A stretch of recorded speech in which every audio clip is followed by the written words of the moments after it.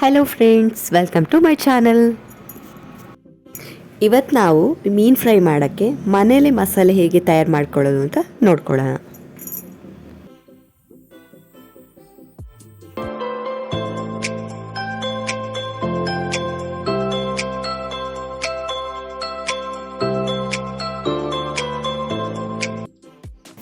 ಮೊದಲಿಗೆ ನಾನು 1 kg ಅಷ್ಟು ಮೀನನ್ನ ಚೆನ್ನಾಗಿ ವಾಶ್ ಮಾಡಿ ಇಟ್ಕೊಂಡಿದ್ದೀನಿ. ನಾನಿಲ್ಲಿ 2 ಥರದ ಮೆಣಸನ್ನು ಯೂಸ್ ಮಾಡ್ತಾ ಇದ್ದೀನಿ. ಖಾರಕ್ಕೋಸ್ಕರ ಒಂದು 12ರಷ್ಟು ನಾನು ಗುಂಟೂರು ಮೆಣಸು ಮತ್ತು ಕಲರ್ಗೋಸ್ಕರ ಒಂದು 10 ಬ್ಯಾಡಗಿ ಮೆಣಸು, ಇವೆರಡನ್ನು ಯೂಸ್ ಮಾಡ್ತಾ ಇದ್ದೀನಿ. ನೆಕ್ಸ್ಟ್ ಈ ಮೆಣಸನ್ನು ನಾವು ಸ್ವಲ್ಪ ಬಿಸಿ ನೀರಿಗೆ ಹಾಕ್ಕೊಳ್ಬೇಕು. ಒಂದು 10 ನಿಮಿಷ ಹಾಕ್ಕೊಂಡ್ರೆ ಸಾಕು, ಯಾಕಂತ ಹೇಳಿದ್ರೆ ನಾವು ಮಿಕ್ಸಿ ಮಾಡೋಕ್ಕೆ ಈಸಿ ಆಗುತ್ತೆ ಅಂತೇಳಿ. ಆಮೇಲೆ ಒಂದು ನಿಂಬೆ ಗಾತ್ರದಷ್ಟು ಹುಣಸೆ ಹುಳಿನ ನಾನಿಲ್ಲಿ ನೀರಲ್ಲಿ ಹಾಕಿಟ್ಟಿದ್ದೀನಿ. ವಿನೆಗರ್ ಇದ್ದರೆ ನೀವು ವಿನೆಗರ್ನ ಸಹ ಯೂಸ್ ಮಾಡ್ಕೋಬೋದು. ಈಗ ಒಂದು ಮಿಕ್ಸಿ ಜಾರಲ್ಲಿ ನೆನೆಸಿರುವಂತಹ ಮೆಣಸು, 2 ಇಂಚು ಶುಂಠಿ, ಆಮೇಲೆ ಒಂದು 15 ಬೆಳ್ಳುಳ್ಳಿ, ಅರ್ಧ ಸ್ಪೂನಷ್ಟು ಜೀರಿಗೆ, 3 ಸ್ಪೂನಷ್ಟು ಧನಿಯಾ ಪುಡಿ,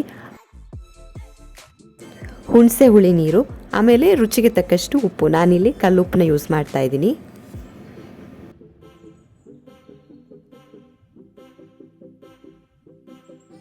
ಆಮೇಲೆ ಸ್ವಲ್ಪ ಆಯಿಲ್ ಹಾಕ್ಕೋಬೇಕು. ಇವಿಷ್ಟನ್ನು ಸೇರಿಸಿ ನಾವು ಮಿಕ್ಸಿ ಮಾಡ್ಕೋಬೇಕು.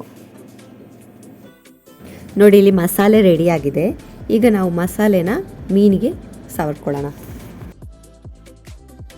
ಎಲ್ಲ ಮೀನುಗಳಿಗೂ ಮಸಾಲೆ ಹಿಡಿಯುವಂಗೆ ನೋಡ್ಕೋಬೇಕು. ಈಗ ನಾನು ಅರಿಶಿನ ಪುಡಿ ಹಾಕಿಬಿಟ್ಟು ಇನ್ನೊಂದು ಸಲ ಮಿಕ್ಸ್ ಮಾಡ್ಕೋತಾ ಇದ್ದೀನಿ. ಇದನ್ನು ನಾವು 1 ಗಂಟೆ ಸಮಯ ನಾವು ಫ್ರಿಡ್ಜ್ನಲ್ಲಿ ಎತ್ತಿಟ್ಕೋಬೇಕು. ಯಾಕಂತ ಹೇಳಿದ್ರೆ ಆ ಮಸಾಲೆ ಎಲ್ಲ ಮೀನಿಗೆ ಚೆನ್ನಾಗಿ ಹಿಡಿದಿಟ್ಕೋಬೇಕು. ಹಾಗೆ ನೆಕ್ಸ್ಟ್ ನಾವು ಕಾವಲಿಗೆ ಎಣ್ಣೆ ಹಾಕ್ಕೊಂಡು ಬಿಸಿ ಆಗ್ತಾ ಇದ್ದಂಗೆ ಒಂದೊಂದೇ ಮೀನನ್ನ ಹಾಕ್ಕೋಬೇಕು. 2 ಸೈಡ್ ಮಗ್ಚ್ ಹಾಕ್ಕೊಂಡ್ರೆ ನಮ್ಮ ಫಿಶ್ ಫ್ರೈ ರೆಡಿ ಆಗುತ್ತೆ. ನೋಡಿದ್ರಲ್ಲ ಫ್ರೆಂಡ್ಸ್, ಮನೇಲೇ ಹೇಗೆ ಮಸಾಲೆ ರೆಡಿ ಮಾಡ್ಕೋಬೋದು ಅಂತ.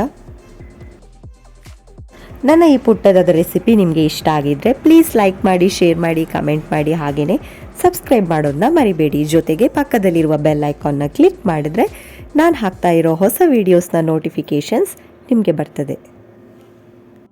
Thank you all.